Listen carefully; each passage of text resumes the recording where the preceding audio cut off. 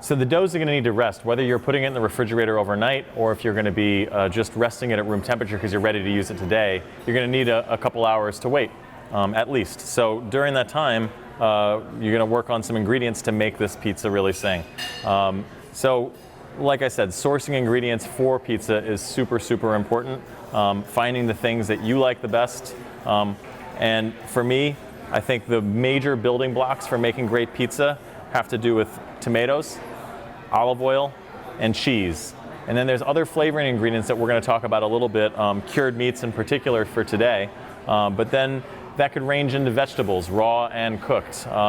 We'll talk a little bit about when to cook things, when to keep them raw when you're topping pizza. So let's start with the basics. Tomatoes and tomato sauce. It's a popular misconception that tomato sauce for pizza needs to be cooked before it goes onto the pizza. And I'm going to tell you that you should never do that. If you're going to be cooking pizzas with tomato sauce, it should be completely raw tomatoes. So these are plum tomatoes or pear-style tomatoes. They have a lot of different names for them. Oftentimes you'll hear people talk about San Marzano tomatoes. You don't need to use San Marzano tomatoes. In fact, finding San Marzano tomatoes can be very difficult. And you'll often notice that as a marketing ploy, what people will do is they'll put San Marzano style tomatoes on the can because actually finding real San Marzano tomatoes can be tricky, and I don't think it's 100% necessary to find those specific tomatoes. I think that they become very popular for a reason because they're good, but there's also great other tomatoes on the market. So we're using actually tomatoes that came from California. These are pear-style tomatoes from California. They're canned, and that's perfectly fine because what happens with most tomato producers is that they can all of the tomatoes in the peak of season. So when the tomatoes are best, they're harvesting them, they're canning them, and you end up with a great product. It's the same thing they do in Italy. If you go to any great pizza shop in Italy, very, very rarely will you see anybody making tomato sauce from fresh tomatoes. They're popping tomatoes out of a can because they always guarantee that they're going to be in peak season. And then all you're doing is you're going to puree this and you're going to pass it through a strainer. And that's all that it takes to make good sauce.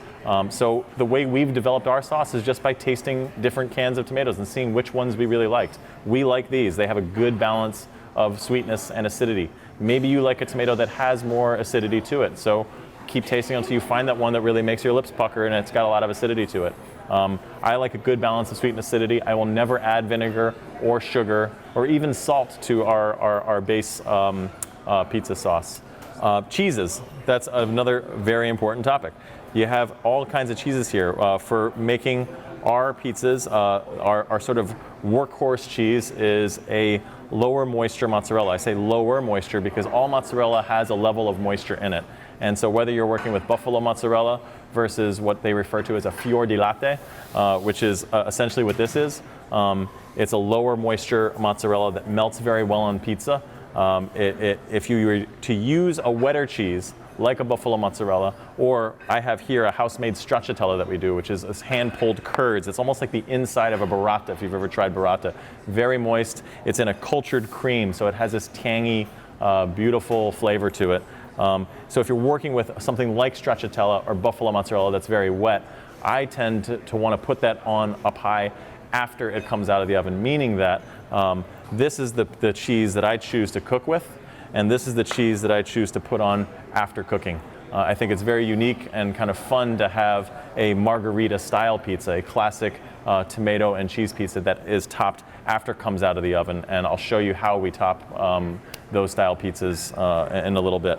And then we have drier cheeses. I love using Pecorino Romano, and especially since we're working with Roman pizzas today, it's a staple of the Roman diet. You see Pecorino in so many dishes. I mean, there's the very famous cacio e pepe pasta dish that has this mixed with black pepper and spaghetti. And I'm going to show you a version of carbonara today, too, which is a classic pasta sauce with pecorino, black pepper, and this beautiful guanciale.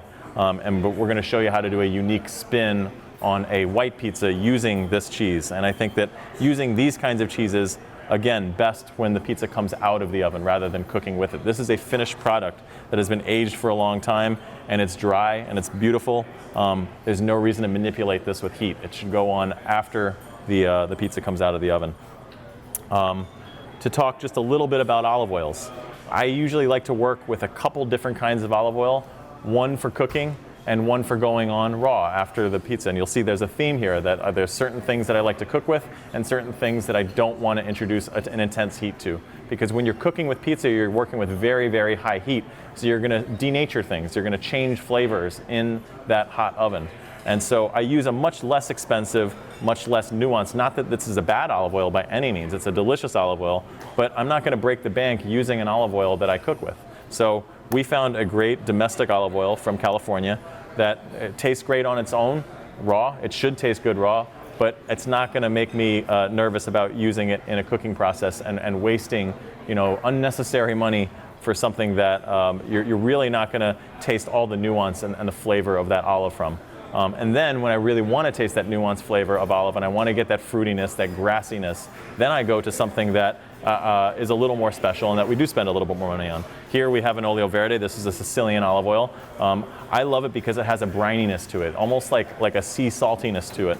And it adds a great finishing sort of punch to the pizza when it comes out of the oven. So when I'm building pizzas, and particularly when I'm building margaritas, which is the basic pizza to learn first, I really think, this goes on before cooking, and this goes on after cooking.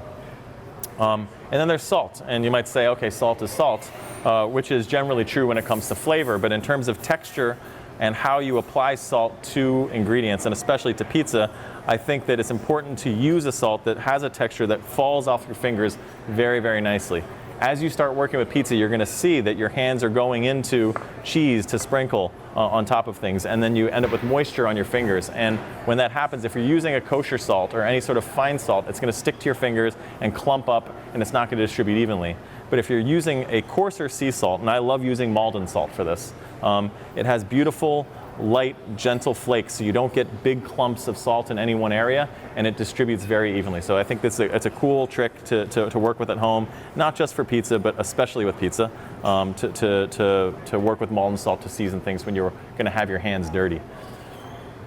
And then there's this beautiful piece of guanciale.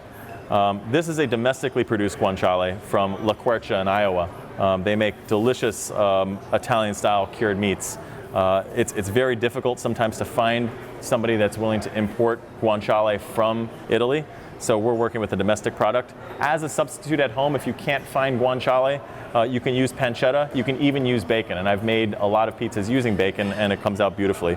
Guanciale essentially is, I call it face bacon, and it's where you take the cheek or the jowl of a pig and you cure it with basically salt, a lot of pepper, and some herbs. And then you age it until it gets this beautiful crust and a really developed, robust, porky flavor to it. It has a funk to it that I really like. So if you can find guanciale, by all means use it. It is a staple of the Roman diet. It is the backbone for a lot of pasta sauces. I mentioned carbonara, but it's also used in a matriciana, which is a spicy tomato sauce-based pasta sauce. But we're going to use it today for a carbonara pizza, which you're going to see in moments. And while we're on the topic of cured meats, there's all sorts of different kinds of cured meats that you can use on pizza. I mean, obviously pepperoni is a classic. I love pepperoni. Instead of using pepperoni here at the restaurant, what we do is we take spicy soppressata and we slice that really thin, and it functions and tastes once it's cooked just like pepperoni. And depending on what kind of cured meat you're using, you have to make the choice whether it's going to be cooked or raw. For example, when I use prosciutto, which is amazing, prosciutto di Parma or prosciutto San Daniele, I don't like to cook that in the oven because I think, again, that's a beautiful handcrafted product that is finished. It's been aged for a year and it's got such a great texture. And so I like to put prosciutto on pizzas after they come out of the oven and just gently melts on top of that crust. When I'm working with something that's a little bit more sturdy and robust, like a piece of guanciale or pancetta or soppressata pepperoni, those I tend to want to put in the oven. And sometimes, depending on the piece of meat, like for instance with this guanciale, I'll cook it even before it goes in the oven so that it can get some crispiness to it. So you'll see that if I work with guanciale or bacon, I'm going to cut it into small pieces, render it until it's not completely crispy but almost there, and that way those half-rendered pieces will go into the oven and finish and become really crispy when they come out. So generally speaking, when you're making pizzas at home, you have to assess your ingredients and ask yourselves, is this going to be something that's going to cook in 3 minutes in a very hot oven? If the answer to that's no, then obviously you're gonna have to cook it ahead of time. So when you're working with vegetables, like if you have big mushrooms that need some breaking down, you might want to roast those a little bit ahead of time before they go into the oven. If you're using thin sliced mushrooms that don't need a lot of breaking down, then they can go on raw when it goes into the oven and they cook perfectly fine. So we have our canned tomatoes here, and the way we're going to make our sauce is simply by pureeing them. And you can do this in a blender, but I find it's much easier and oftentimes neater to do it with an immersion blender or a stick blender. And these are pretty easy to find any sort of kitchenware shop. So all you're looking for with this tomato sauce is to make sure that there's no big clumps left in it. We're going to strain this through a strainer to make sure that we've caught everything in there, because we don't want to have any big clumps, especially on this Roman style pizza, because it's such a thin crust that it's very delicate. If we had big chunks of tomato, it would weigh down sections of the dough more than we'd want. So next we're going to strain our sauce, and it's important that you have a strainer that has relatively big holes. If we were using a very fine mesh strainer, then we'd lose a lot of volume in the sauce. So we want to get a strainer with relatively big holes in it, so that we're just catching any big chunks or any big seeds that might not have been caught by the blender.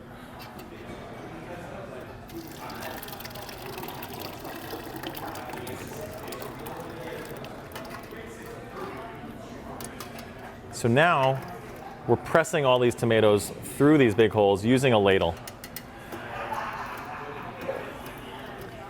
And so any big chunks that were left in there, if there are any, you're using the back end of the ladle to push it down to the base of this strainer.